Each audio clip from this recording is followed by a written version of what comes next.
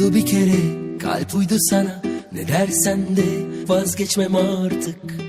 Gel bana, gel bana. İçimde bir tutku, sürekli bir kurgu, bakınca görüyorum senle hayatı.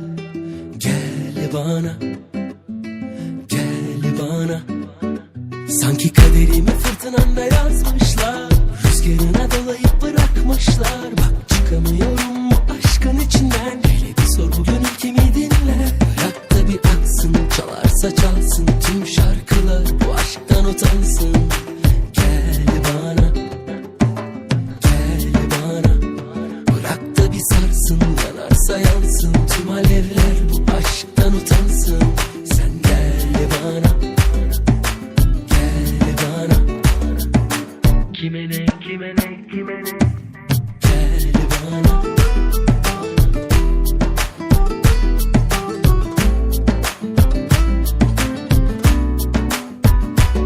Önce bir dur, rahatla. Bundan sonra seni kimse üzemez. Nefes al, bir daha. Bir daha da seni kimse çözemez.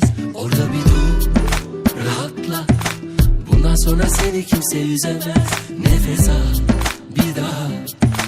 Bir daha da seni kimse çözemez. Sanki kaderimi fırtınanda yazmışlar, rüzgarına dolayıp savurmuşlar. Bak çıkamıyorum bu aşkın içinden. Hele bir sor bu gönül kimi dinler. Bırak da bir aksın, çalarsa çalsın tüm şarkılar, bu aşktan utansın. Gel bana, gel bana.